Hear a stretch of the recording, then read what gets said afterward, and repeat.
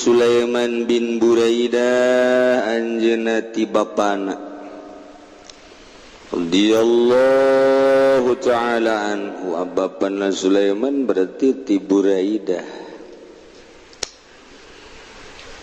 Muga nilar bendu Gusti Allah ka Sulaiman jeung bapana. Saur Sulaiman saur bapana nu katampi ku putrana kana Rasulullah. Aya Kangjeng Rasulullah sallallahu alaihi wasallam yu'allimuhum eta ngabejaan ngawurukan ka manusia harita ka para sahabat. Di mana keluar ti imah menuju pakuburan, datang ke kuburan ngabejaan Kangjeng Nabi supaya ngararucap salam. Bentuk salamna ieu assalamualaikum ahlad diyar minal mu'minina wal muslimin wa inna insyaallahu bikum lahiqun nas'alullah lana wa lakumul afiyah. Etalah paranti uruk salam ka ahli kubur. Kangjeng Nabi ngawurukan salam lamun teu aya faedahna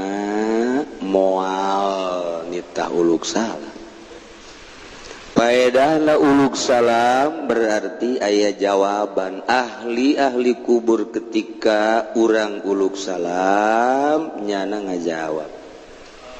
Waalaikumsalam beb.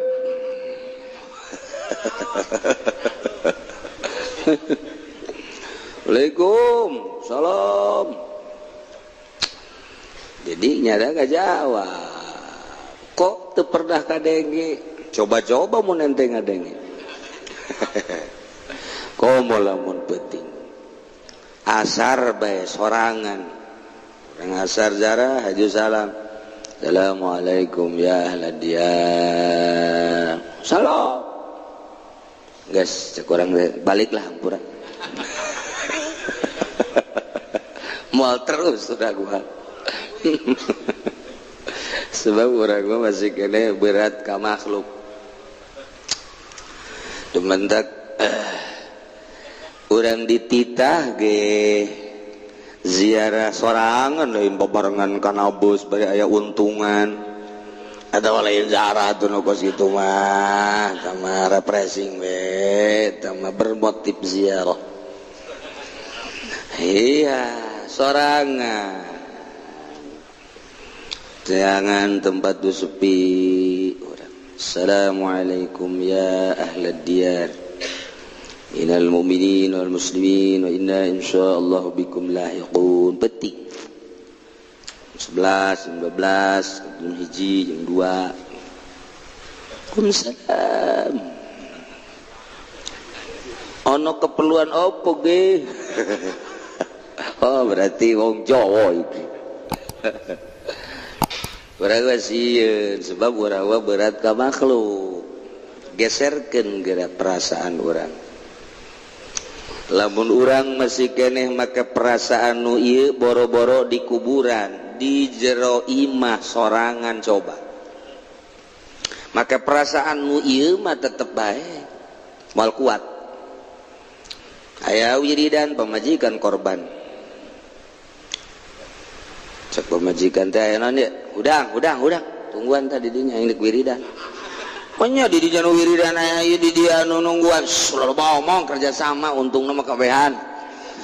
Eta al hikmat tah kos kitu batu. Jadi sabarang sorangan geserkeun keyakinan jeung perasaan urang nu ieu. Lamun make nu ieu bae mah atuh kieu bae hiji sieun borangan majawatek merkaduana moal ngeunah ibadah teh. Tapi lamun digeserkeun mah ta ieu cenah kiai ngageserkeun kumaha. Ta ieu lah ngageserkeun perasaan eta lah nu sulit. Nu sulit teh ngageserkeun perasaanana. kunaon teh cenah kiai teh dibikeun ka batur teh perasaan pugu kiai na geser wae can ngageser sarua jeung ente kudu ditungguan bae cieun teu meunang aya nu kakeresekan kiai na ge haju ngaringkuk boro-boro ngageserkeun batur pugunya na ge sarua tengah-tengah maca sholawat kosrek kosrek kosrek kosrek shadaqallahul azim geus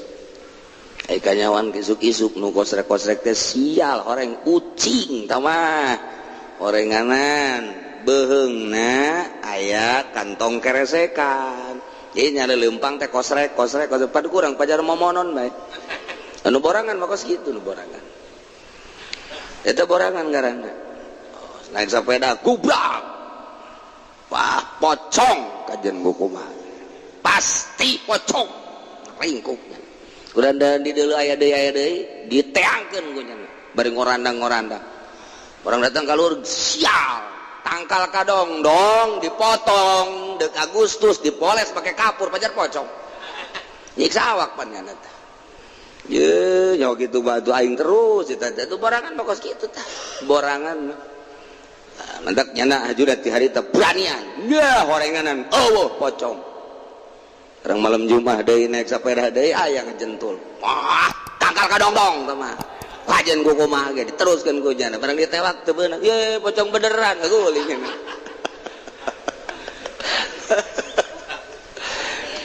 tah perasaan teh ta geserkeun hese ngaji tauhid ku tauhid ke bakalna tah geus puguh wujud kidam bakom mukhalafah lihal walil hawadisi qiyamu bidafsi wahdaniyat qudar malang geus diwurukeun ka batur tapi borangan keneh bae wujud kidam bako wujud hartina aya Allah teh kasipatan ku aya wajib ayana geus ayana Allah kasipatan ku kidam hartina ti heula teu kapiheula bako hartina Allah teh langgeng teu aya tungtungna geus diurukeun ka batur malah dimantekan segala tapi tetep borangan bae kajahoan boranganna balik ti masjid ngagerokeun pamajikanna euy ya hei kunaon ada gegeroan sieun aing adi tas ngaji tauhid tapi balik ti masjid gegeroan ka pamajikanna sieun jakena sia jurig teh tauhid ka mana tauhid tauhid mah tauhid diletah doang eta ngaji tauhid teh kos kitu bacakeun ku ente lamun aya kasieun aya juri komo kadeuleu eta bae tah ayat kursi bacakeun ge coba ge leungit jana baca bener urang leumpang di beuting lah cek kieu ge maca ayat kursi Allahu la ilaha illa huwal hayyul qayyum aya nu gebreg-gebreg tah ditangkal awi itu iya jurig berarti Allahu la ilaha illa huwal hayyul qayyum la ta'khudhuhu sinatun wa nawm juga handap enahan aya di hareup Allah la ilaha illa huwa la ta'khudhuhu sinatun wa la nawm ma fis samawati cak jurig teh aing ge bisa ayat kursi kos kitu mah ayat kursi kos kitu aing ge bisa sebab sarua ayat kursi urang nu dibaca ku urang jeung ayat kursi nu dibaca ku juri sarua saurang lagi bersifat juri jadi sarua tuh naon bedana sia jeung aing cek jana teh sia nonton TV aing nonton TV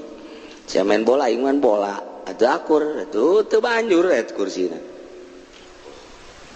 kumaha deui carana ieu neangan supaya ulah borangan bejana Tuan Syekh Abdul Qadir mah dileuweung 3 tahun bejana Imam Ghazali mah 13 tahun bejana Imam Syafi'i mah 1 tahun Kangjeng Nabi di luhur gunung Jabal Nur sorangan bae Kangjeng Nabi mah teh dibarengan ku sasaha guru-guru urang tararapa geuning di leuweung eta Syekh Maghribi osok kapanggih kapanjeng Syekh Asnawi mun naik kuda kapanggih tah nu kuari makam teh Syekh Maghribi di dinya ngobrol kapan di leuweung berarti Syekh Asnawi teh caringin teh osok ngobrol jeung nu kararitu di leuweung kok teu sieun sih aing sieun mulai tah ji atuh sia mah boga guruna si Golkar nu borangan atuh pasti kasihan nyurupna ge Golkar deui bae borangan deui bae boga guruna atuh nu tegep anu teu sieuneun ka jurig kakarak mun mage jurig dek bae ya bejakeun sia ka guru aing sieuneun nyana sebab guruna sakti tapi lamun orang boga guruna Golkar bejakeun sia ka guru aing guru sia ge bareng jeung aing da kumaha coba urang hayu tuh di Garut aya si Tikul Bunia jin mondok ngaranna si Tikul Bunia sok nyanding ka santri sok ngaganggu ka santri aya santri pernah dibawa ku si Tikul Bunia sabulan teu balik geus ditarekahan kieu kitu ge hese bae tapi eta ulah babacaan di Garut mah bejakeun sia ku aing ka mama asal kitu bae cager aya santri nu kasandingan sia jinnya bejakeun sia ku aing ka mama cager eta coba kuari jin bejakeun ku aing ka Habib Rozak mana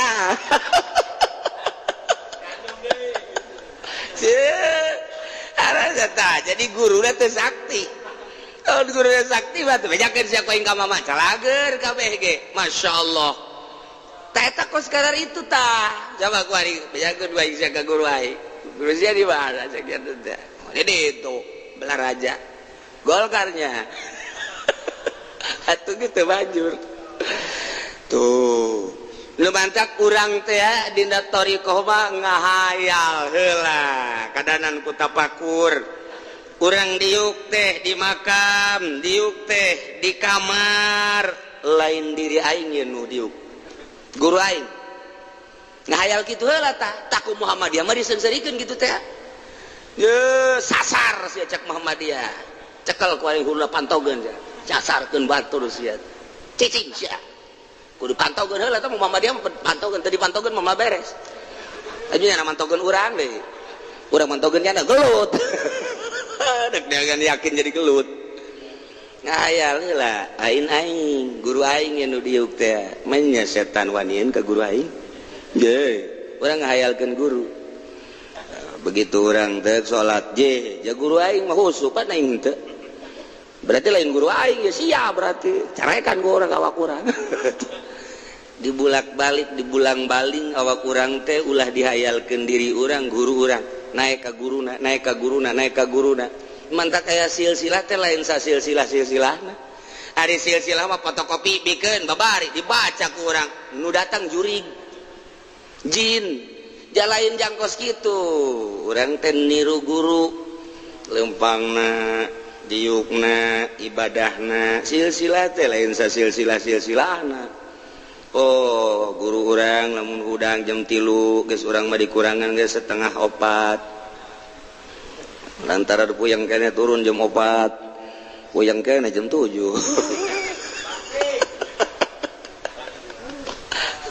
keur carita torekat mah kos kitu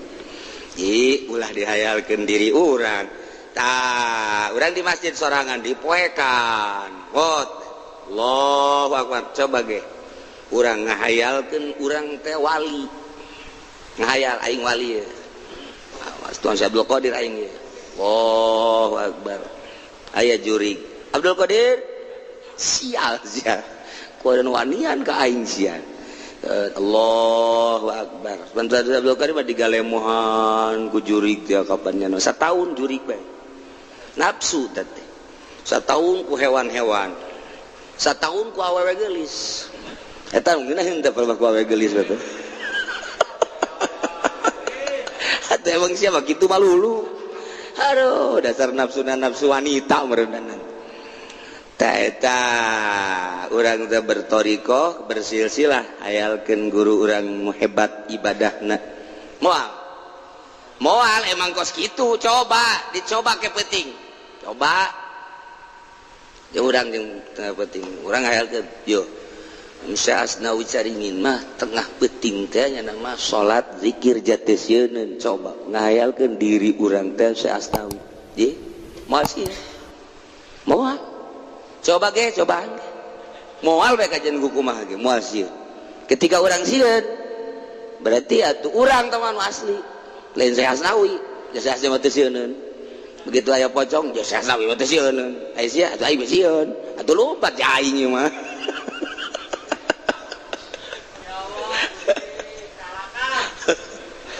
aduh jasa ibadah teh geserkeun rasa nu ieu seseleh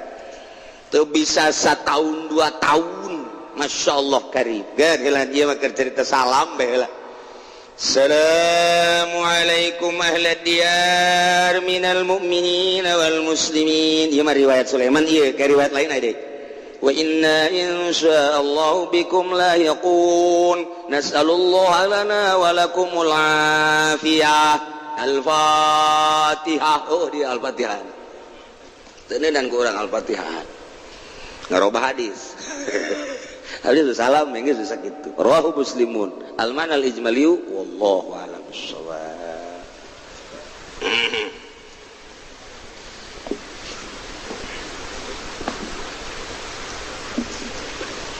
Bismillahirrahmanirrahim. Wa ammal khalqu wal amru lananabon utawi alam khalqu lan alam amru iku bal khalqu maga utawi alam khalqu ibaratun iku ibarat an khalqil asya'i bitadrij saking ada meling pirang-pirang perkara kalawan nungtut asbama qadatul hikmah kalawan ngitung-ngitung barang kang rapi huing mapa hikmah illa nalamra layan fagu angin satuhune alam amra iku pecati amru anil khalqi saking khalqi illa fil mujizati lin nabi angin dalam mujizat kadoe kangjeng nabi awil karamati lil wali atawa karamah kadoe wali kamalatan fagul kudratu kaya oleh orangana pecat apa sifat kudrat anil hikmati saking hikmah liana alam al-khalqi min jumlatil hikmah karena satuhune alam khalqi ikut tetap saking jumlahan hikmah lati waqa'a bihal istitar kang tudiba biha kalawan lati opal istitaru istitar lisiril kudrati kedua rahasia kudrat lisiril kudrati kedua rahasia kudrat moal diangkat jelema jadi wali lamun can bisa ngabedakeun antara alam khalqi jeung alam amri can jadi wali mun nyana can bisa ngabedakeun ku perasaannya antara alam khalqi jeung alam amri. Alam khalqi teh ibaratun an khalqil asya'i bitadrij asbama qatadatsul hikmah. Hiji ibarat dina ngadamel berbagai perkara kalawan nungtut kalawan ngitung-ngitung peterapan hikmah beda jeung alam amri. Alam amri mah layan faku anil khalqi mual kaluar tina alam khalqi illa fil mujizat lin nabi awil karamah lil wali. Ieu mah carita asakna bae. Setiap perkara aya alam khalqi aya alam amri. Naon bae kos kitu ngan keur tertuju ka manusia urang dek mengenal Allah mengenal heula alam khalqi jeung alam amri 10 nu aya di urang teh 10 alam 10 lelembutan disebut alam khalqi alam amri jerona lelembutan disebut latifah 10 kabehna dibagi 2 hiji alam khalqi nomor kedua alam amri. Alam khalqi teh nu mana? Alam khalqi teh hiji latifatul qalab dedeg pangadeg urang jumlahna aya 4 unsur disebutna unsurul ardi unsurul ma'i unsurul hawa, unsurun nar, opat unsur ngaranna kolab. Iyalah hawa kurang terbuat tina taneuh, terbuat tina cai, terbuat tina kitu hawa, terbuat tina seun. Iyalah nu dibutuhkeun ku manusia lantaran manusia dibuat tina opat unsur. Eueuh taneuh pae, eueuh mau cai modar, eueuh hawa koit,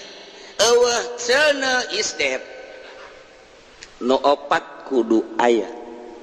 disebut kolab. Iyalah alam khalqi, pembuatan manusia tersusun daripada 4 unsur. Nomor hiji deui ieu adalah nafsu. Iyalah alam khalqi.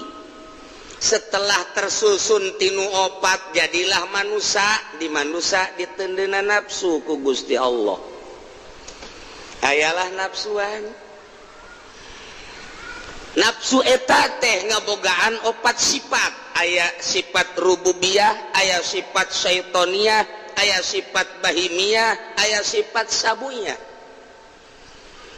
4 tadi dinya teh sifat rububiyah, di mana jelema kibir, sombong, aya sifat fakhriyah, aya sifat kibriyah. Datang ke kos Firaun, ana rabbukumul a'la, cak Firaun, aing pangeran sia nu luhur. Sifat kibir, sifat sombong, sifat rububiyah nu kos kitu ngaranna. Hayang di alam ku makhluk, ya Allah nu hayang di alam mah.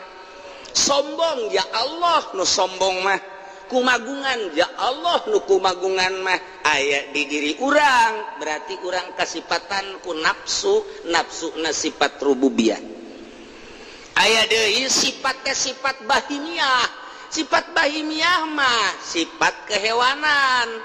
Sifat kehewanan mah asal tertutupi syahwat beteng jeung syahwat farji. Deuleu embe asalnya tuan manggih bikangna kececas. Aya kotok kakak aya mangsana kececas. Kebo kitu kene oe tumpakan kececas. Lamun manusia ngan sakadar hayang sebeuh beteng jeung awewe berarti ieu teh beda saeutik jeung kebo. Beda tipis. Kebo eta takos kitu tah. Sifat bahimiyah berarti di diri nafsu tah.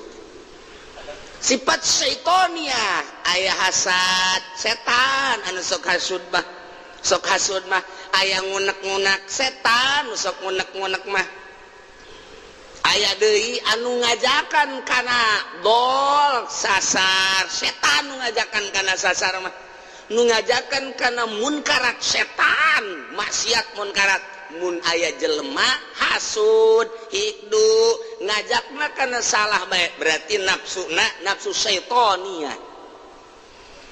Aya nafsu sabuyah, nafsu sabuyah mah deukna ngarusak bae. Lamun ka jelema hayang nempilingan bae, lamun ka jelema hayang ngarusak bae. Imah ngarusak hartana, wa imah ngarusak awakna. Sifat sabuyah naon bedana jeung macan jeung mau. Di diri urang teh saenggeusna dibentukeun 4 unsur ditendena nafsu. Nafsu nanu tadi teh ieulah alam khalqi, kitulah Allah ngadamel.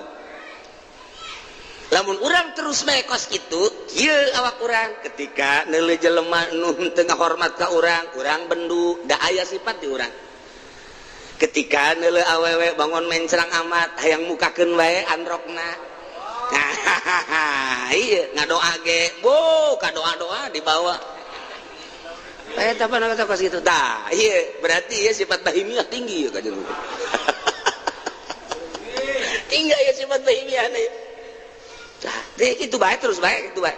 Lamun eta tadi urusan ku urang teh, tadi urusan. Urang make baju hayang kalemna ku jelema. Urang make mobil hayang kalemna ku jelema. Ditumpangkeun dina kebutuhan, tetapi aya hayang kalem setan. Terus bae kitu jeung kitu, kitu jeung kitu. ketika orang asa aing rububiyah berarti hayang dihormat ku batur, hayang di alam ku batur, sifat rububiyah. Bila perlu siapa anak buah aing kabeh aing jadi bos nama rububiyah berarti. Lamun tadi urusan alam kholqi kitu bae moal ngageser kuari orang naik ke alam amri ialah nu 5 latifah. Latifatul qalbi, latifatul ruh, latifatul sir, latifatul khofi, latifatul akhfa. Eta alam amri nu kos kitu ngaranna. Lelembutan nu kudu diurus teh eta ngageserkeun tina alam kholqi ka alam amri kudu aya nu nungtun. Lamun eueuh nu nungtun datang ka paeh urang aya di alam kholqi bae. Terus bae kos kieu. Nah ieu lah nu mantak gairah ibadah teh saha nu bisa naikkeun gairah ibadah dari ceramahan henteu hanya jelema nu geus ngageser perasaanana dibawa ku perasaan kiai nu geus ngageser tina alam kholqi ka alam amri lalaunan nu tadina teresep ngaji jadi resep nu tadina teresep salat jadi rada nyai-nyayan nu tadina haye teu husuk wari rada hayang kakarak hayang bae heula kadanan ku husuk hayang bae heula nu tadina tilok hudang peuting ku wari digeserkeun hudang nonton bola. Oh, geser. Nu bisa ngageserkeun ti alam kholqi, ngaleungitkeun sifat rububiyah, ngaleungitkeun sifat bahimiyah, ngaleungitkeun sifat syaitoniyah, ngaleungitkeun sifat sabuyah hanya jelema nu geus ngageser perasaanana ka alam amri. Satungtung eta jelema encan ngageser perasaanana atuh akur bae, nu ngomong, nu ngawuruk jeung nu diwurukanana atuh akur bae. Pedahnya nama bisa maca Quran jeung ngahartikeun ai prasana nama akur bae ketika nyana resep kana dunia nu ngadengekeun resep kana dunia atuh akur ka resep nama ngan beda ieu mah bisa maca Quran jeung ngahartikeun ieu mah henteu ketika mustamekna teh ngridit atuh nyana ge ngridit atuh akur naon bedana malah mah dititahan ku guruna malah guruna ge nitah mangmayarkeun tanu mama kreditan can anggeus tah mama kudu diborgol tah mah membombar borgol tah mama teu ngageser perasaanana atuh moal beres dakwah ka jeung adag-adagan moal bisa ngageserkeun perasaan anu tadina teu resep ka Allah supaya resep ka Allah atuh nu ngajakna kudu geus ngageser resep ka Allah endek ngajak ekonomi janana encan paham ekonomi atuh macet endek ngajak berpolitik janana teu paham politik atuh macet endek ngajak ka Allah kudu geus ngageser ti alam kholqi ka alam amri kuari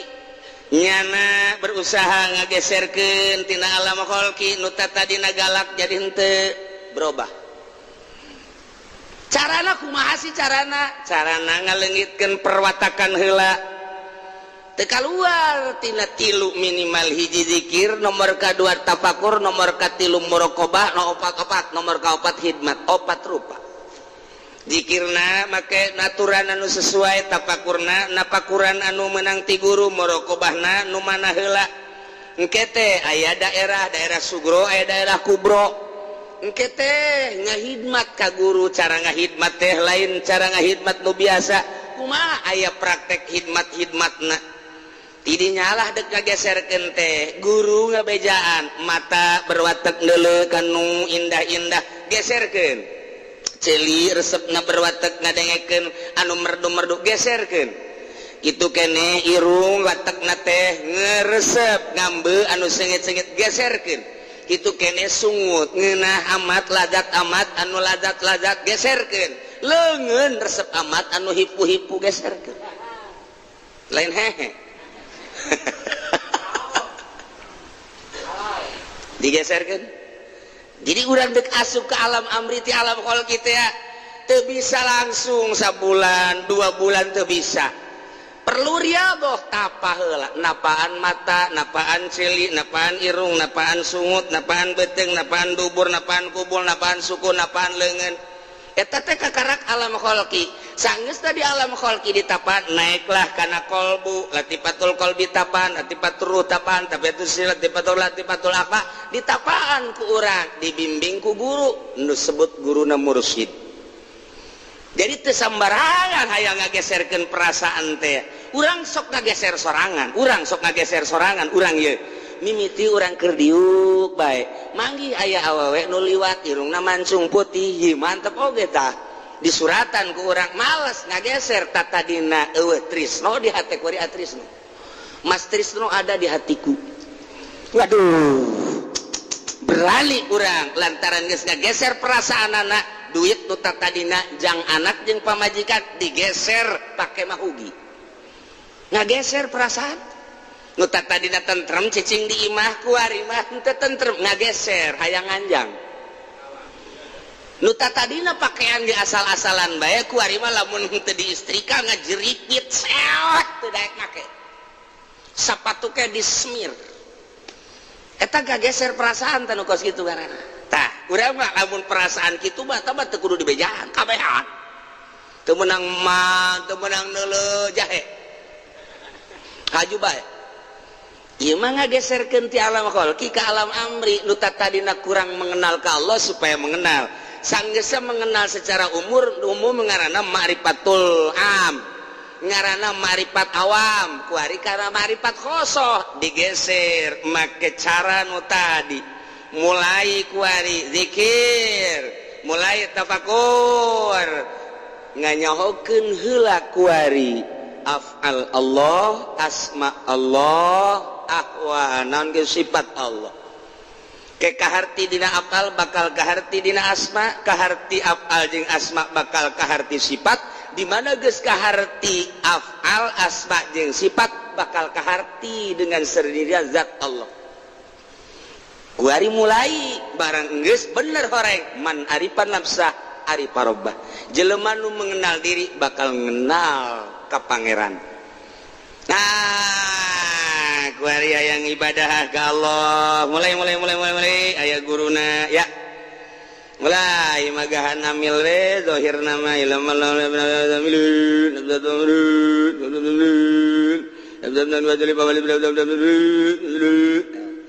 beres zahirna mah kos kitu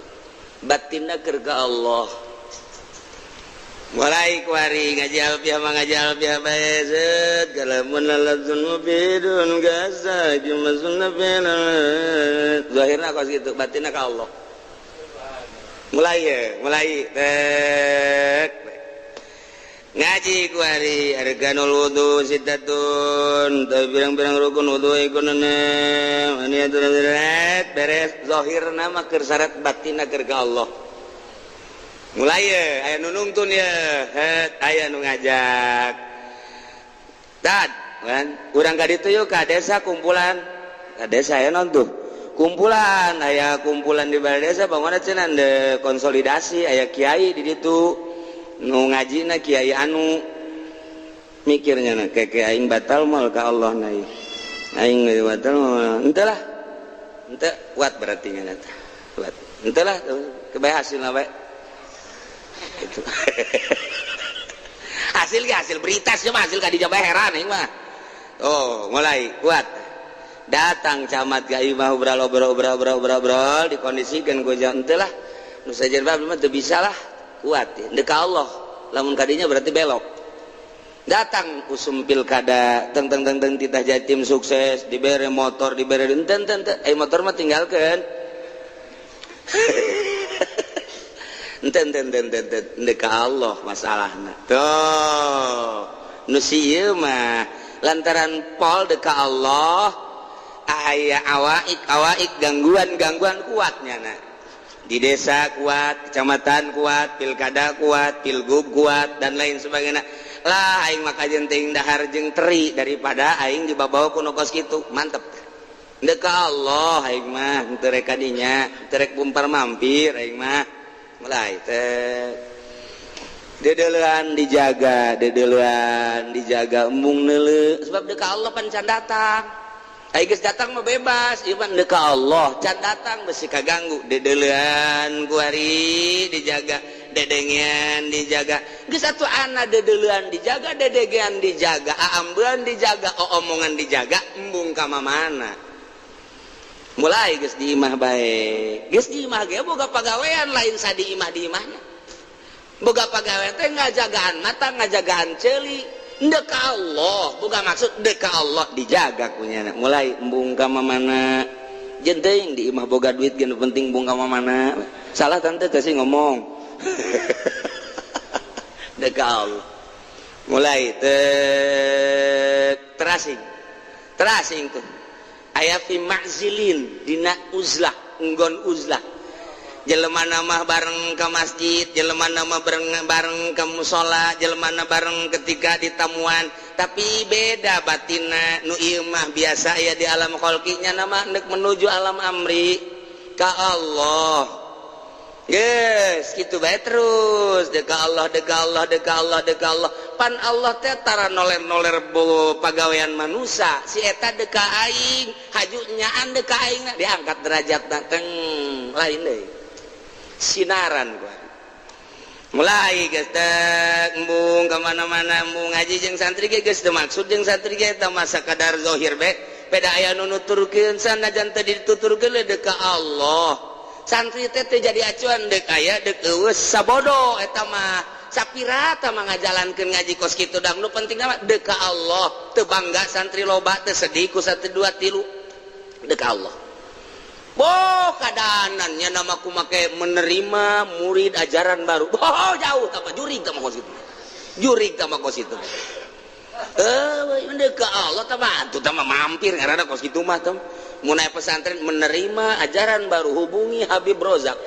ya teman kos gitu mah mampir teman teu datang ke Allah tam salah tak tentu salah ieu keur carita ka Allah besi pacar jalahkeun teu ngan nya aya di dinya di alam khalqi bae ieu mah deuk ka Allah carita deuk ka Allah mandeg di dinya mulai geus lamun diondang ngariung geus nu dideuleuna Allah bae aing menang ridho Allah henteu ye menang ridho Allah mangan berkat teu meunang bagi dua antara yang berkat jeung ridho Allah mandeg dirinya dicau mandeg dicau teu naek perhitungannya na aing daripada ka ditu teh jadi ibadah mandeg aing deuk ka Allah aing mah kajen diomongkeun jelema teu hayang aing mah muludan tinggal muludan ngocoprak teu ngagungkeun ka Kangjeng Nabi urusan ngagungkeun urusan aing jeung Allah pugu aing di jero kamar ge ieu ngagungkeun ka Kangjeng Nabi akan ku siapa ngagung tah siapa dek neangan peperet kan suka aju kitu lain aju kitu emang sama kitu tanyakan ke Haji Pudoli buku kitu ya saya mah cicing mah di mah kitu keur ngagunkeun Kangjeng Nabi bakal agungannya dibanding jeung ngeureah-eureah mangan sakali doang sajam 2 jam nyana mah terus deka Allah mulai terasing sorangan uzlah ngaranna uzlah dengan sendirina pembangunan alam sutra datang di dia bangunan di itu bangunan di dia bangunan di dia walah keluar neleping-ping cek waduh si amoy nyeputi kaganggu asal neuleuh bae salat jadi kaganggu nu tatarina asyhadu alla ilaha illallah kadeuleuh kumaha hate teh Allah ku ari mah ping-ping amoy kaganggu nah ieu kubaya pindah ka leuweung deui dek dituturkeun mangga ku santri henteu mangga mantap konsepna teu kahartieun ku kabeh aneh dek ngembangkeun agama lain di kota endahan ka leuweung bagaimana bisa maju agama dek ngomong naon urang mestina di tengah-tengah kota nyieun pasantren atuh kadeuleuh ku batur abeh berbagai kalangan teh bisa menikmati pondok pesantren tah di tengah kota bila perlu mah mun urang nyaritakeun kemajuan pasti kitu tapi lamun urang keur nyata deuk ka Allah aing kaganggu ku nu kos kitu pindah aing mah beneran nu di kota apa beneran nu pindah sih coba mau bisa ngajawab ente beneran nu di kota tah nyieun universitas nyieun pondok pesantren modern belah dia mudirun ayo beneran mana dajeng nyana dibadikeun anu pindah ka leuweung hijrah dek ngilu dek henteu sia ka aing sabodo sia milu bae pagahan ku aing teu milu bae eueuh masalah jaing mah deuk Allah beneran nu pindah tak ka leuweung beneran di kota teu bisa ngajawab lantaran urang datang ke alam khalqi ketika jelema nu dek berangkat ke alam amri pasti usah iya jang sorangan sorangan tapi deuleu kemanfaatan anak bakal halayak rame sesuai jeung keikhlasannya anak ikhlasnya anak ieu teh 10% engke bakalna 10% nu milukanya na didinya bakal ngiuhan didinya 10% boga ikhlasna 50% ngariuhan 50% didinya boga ikhlasna 100% sajagat ujianana tergantung keikhlasan anak padahal tadi nama sorangan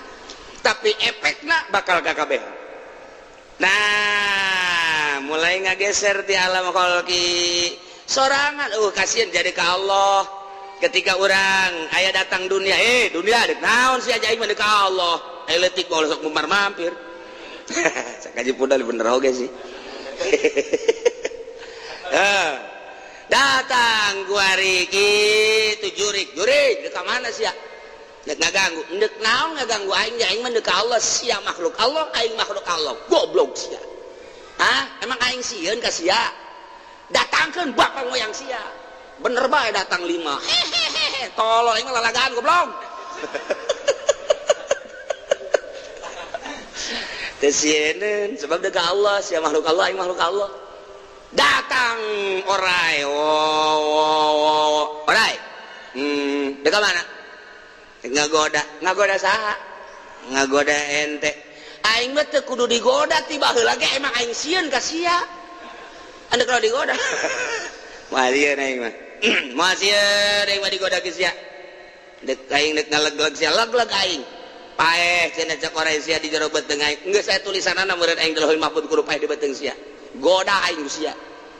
digoda terus direngkol awak aing awak kurang teh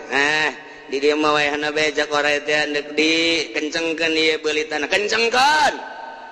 rakata Allah nu kencang Allah cak orangnya panas eta Allah-Allahan bae modar sia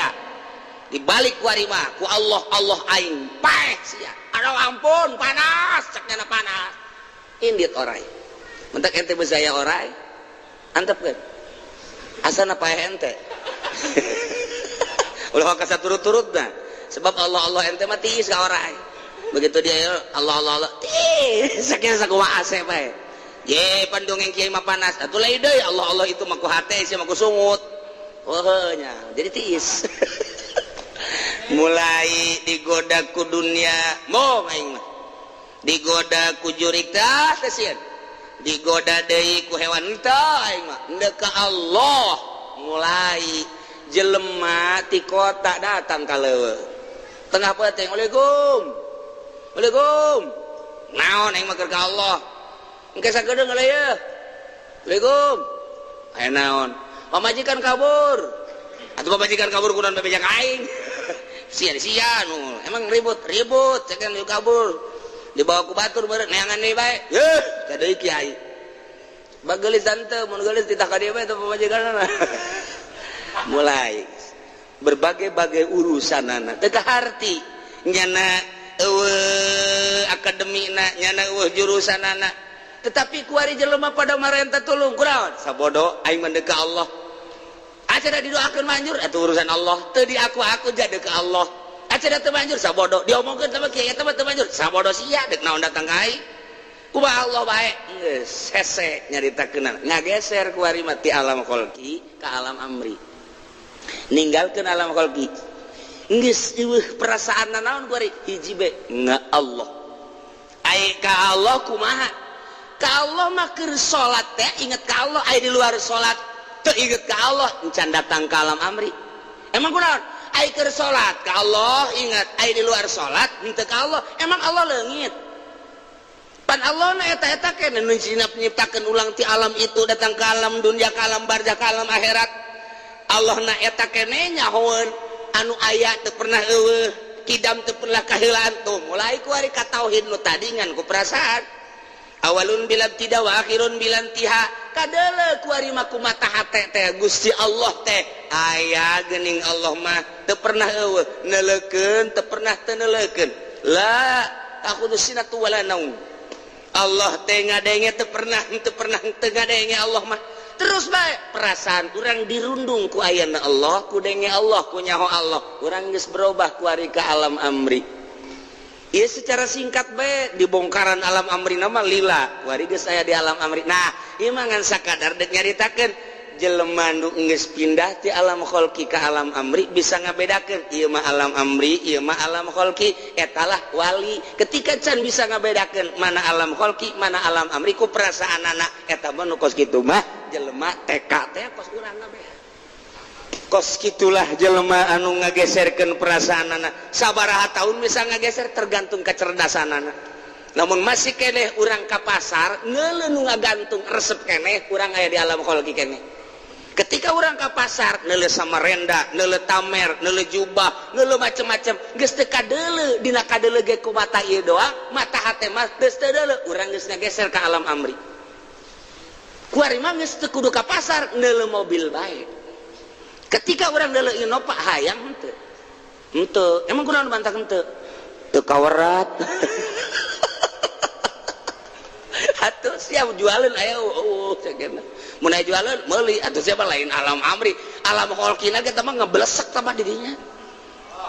Perasaan orang bakal akur antara mobil goreng jeung mobil bagus aing ge akur kumaha dina pada teu boga aing nu goreng teu boga nu bagus teu boga lain kitu. Neuleuh nu bagus sakitu neuleuh nu goreng sakitu neuleuh nu rentul na baju di luhur pakaian sarua. Ketika asup ka pasar ditawaran eueuh nu hayang teu maksud jeung teu hayang bae tah lamun geus kitu berarti geus ngageser kuari perasaan ti alam kholqi ka alam amri. Waduh atuh tah mah lain ku lain pagawean memeh dahar heula tuh sia lain lalaga nu mantak teangan sakabupaten Pandeglang teangan sakabupaten Serang teangan sakabupaten Tangerang teangan sa Jakarta aya eueuh nu ngageser ti alam kholqi ka alam amri aya saha aya mah aya ngan moal bisa kanyahoan. Ketika urang nyaho si eta mangmang lantaran biasa bae jelemana mentak kapanggih di mana bae engke bakal berbeda. Lu engke nyana manggihan jeung bangsana deui mungkin di masjid, mungkin di gunung, mungkin di Jakarta, mungkin bae di tengah sawah, tergantung nyana kondisina perintah ilham ti Gusti Allah. Itu mesti di masjid. Itu mesti di saya Maulana Hasanuddin, sugan Maulana Hasanuddin udah kapanggih jeung si eta henteu. Oh, jak kapanggih dia keur di orkes. Aya orkes biduana sakara nu laleta? Biduana sakara gegeraan atuh sase api-api sia urang aya jeung bangsana nu mantak nu kos kitu mah kadang-kadang dihareup zaman nonton biasa bae seuih teu nyaho wali orang wali mantak besi aya kiai atau ustad nonton orkes na ieu ge sing hade talian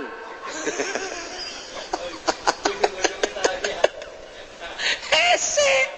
ngan tetep sadajannya na dihareupeun orkes sadajannya na dihareupeun wayang urang teh teu nyangka bahwa nyana maksiat aneh kiai anu aya dihareupeun orkes pamannya wah lain sanongton-nongtonna pan padahal mah nongton tapi ku urang lain sanongton-nongtonna tetep bae di lain-lain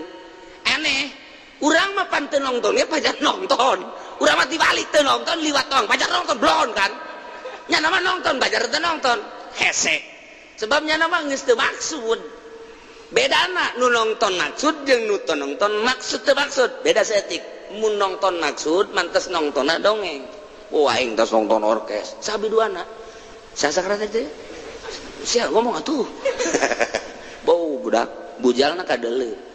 lelet jasa ngupahara ngeuneun di sorana mun aya deui aing bejaannya tah eta kos kitu teh nongton ari wali mah nonton mah tas di mana Ustaz tas di mana nontonnya saha biduana dukanya cenah bejan apa dihareup jadi hareup bae teu neuleunan naon teu neuleuh nya teu neuleuh biduan teu neuleuh naon kos Haji Pudoli percis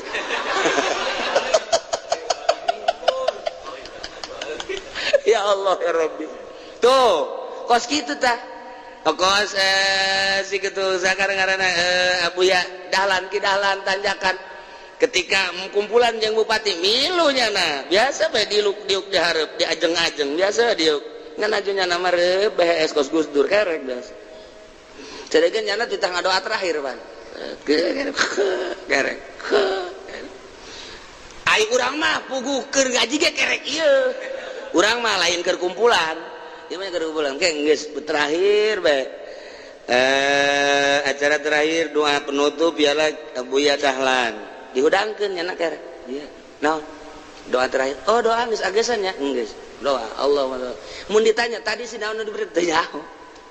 tah mun geus kos kitu masalah Gus Dur lamun diriungan langsung kerek Gus Dur terkenal kerek aja Gus Dur mah